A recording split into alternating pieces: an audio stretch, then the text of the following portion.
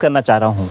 साथियों, हम उस भारत में रह रहे हैं जो ये देखा है, जिस भारत ने कि जब भारत के ऊपर आतंकवादी हमला होता है तो हमारे भारत के वीर सैनिक उनके घर में जाके उनको मार के आते हैं। और सर्जिकल स्ट्राइक, ऑपरेशन महादेव और ऑपरेशन सिंदूर जैसे सर्जिकल स्ट्राइक करके ऐसे मिशंस को सक्सेसफुल करके हम बता देते हैं कि हम भारतीय हैं और हमारा धर्म क्या है।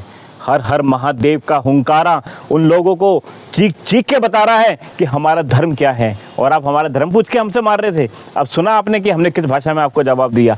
आज आपको रोटी भी नसीब नहीं, आज आपको पानी भी नसीब नहीं। लेकिन हम एक तरफ ये भी देखते हैं कि हमारा भारत वो भारत है जो शुरू से ही ठुकराए हुए लोगों की शरणस्थली बना और साथ ही मानवता और अहिंसा का जन्मस्थान भी बना। जैसे कि जब देश के अंदर, पूरे विश्व के अंदर कोरोना की महामारी आई तो हमारे भारत के लोगों ने, भारत के साइंटिस्ट ने, भारत के डॉक्टरों ने वैक्सीन बनाई और केवल भारतीयों के लिए नहीं, उन्होंने वह पूरे विश्व में भेजी और उस पर लिख दिया ओम सर्वे भवन्तु सुखिनः सर्वे सन्तु निरामया, यानी कि हे प्रभु हम पर ही नहीं तुम सब पर कर दया। तो ये भारत की संस्कृति है कि जो भारत मेरे को भी थोड़े दिन पहले एक बात याद आई कि हम उस भारत में रहते हैं जहाँ राम जी ने जन्म लिया।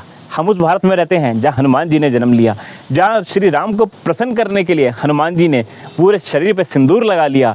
और जब भारत की बेटियों पे हमला हुआ, भारत की सीता पे हमला हुआ, जब उनके सुहाग उजाड़ दिए गए, जब भारत के लोगों को धर्म पूछ के मारा गया, तो वही हनुमान गए और ऑपरेशन सिंदूर करके आए और उसके बाद हर हर महादेव का जयकारा लगा कर ऑपरेशन महादेव भी किया। तो हम मारना भी जानते हैं और बचाना भी जानते हैं। ये तो हो गई देश की सुरक्षा की बात, देश के विदेश के नीतियों के बाद जो है, जो देश हमारे ऊपर आंख उठा के देख रहे हैं उनका हम क्या इलाज कर रहे हैं। अब बात आती है कि भारत के अंदर देखिए, आप जिस शहर में रहते हैं, जिस मोहल्ले में रहते हैं, सबसे पहले आपको नैतिक जिम्मेदारी है कि उसको स्वच्छ रखना। और स्वच्छ रखना केवल प्रशासन का काम नहीं, स्वच्छ रखना केवल विधायक, सांसद और पार्षद का काम नहीं, स्वच्छ रखना प्रत्येक भारतवासी का काम है। उदाहरण के तौर पे मैं आपको बता दूं, आप स्क्रीन में देख सकते हैं मैं तिरंगा यात्रा में हूं। तो इस तिरंगा यात्रा में मैं चल रहा था साथ में, और हमारे साथ में हमारे क्षेत्र के बहुत सारे लोग थे और हमारे जो मंत्री हैं, हमारे यहाँ के सांसद हैं श्रीमान हर्ष मल्होत्रा जी, वह भी हमारे साथ में थे। तो जब मैं चल रहा था तो मैंने देखा कि रोड पे मैक्स हॉस्पिटल के आगे आईपीएक्स एक्सटेंशन मेट्रो स्टेशन के नीचे रोड पे कुछ गिरा हुआ है। एक कोई बैग में फॉर्म लेके जा रहा होगा, कोई सोफा रिपेयर वाला होगा, ऐसे कुछ होगा, तो वो गिरा हुआ है। अब जो भी टू व्हीलर आ रहा है वो देखते ही अचानक रुक रहा और टर्न करके वहाँ से निकल रहा था। तो इट माइट कॉज एक्सीडेंट, कभी भी एक्सीडेंट हो सकता है कि जिसने नहीं देखा या किसी की बाइक उससे हिट हो गई या टच हो गई। इवन फोर व्हीलर भी से भी एक्सीडेंट हो सकता है। मैं यात्रा से बाहर आया और मैंने उसको उठाया और मैंने रोड के साइड में रख दिया और मैं दोबारा यात्रा के अंदर मैंने हिस्सा लिया और मैं भी भारत माता की जय का नारा लगाता हुआ आगे बढ़ता गया। तो साथियों, यही नैतिक जिम्मेदारी है।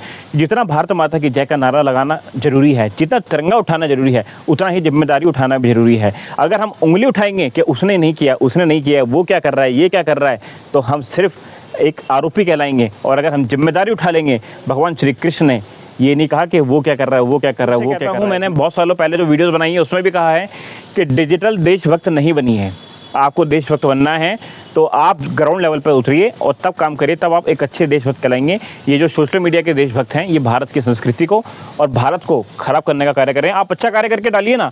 मैंने पहले कर्म करा, तब मैंने उसको आपको बताया कि ऐसे ऐसे रोड पे गिरा हुआ था और तो मैंने उसको साइड कर दिया, तो मैंने आपको बताया।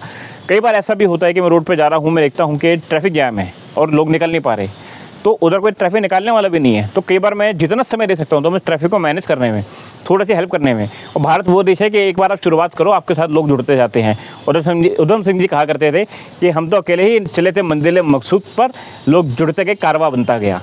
और इसी प्रकार हमको कारवां बनाना है और आगे बढ़ना है। और देश के सभी क्रांतिकारियों को अगर हम सच्ची श्रद्धांजलि देना चाहते हैं तो इस देश का हमको खुद ही ध्यान रखना है।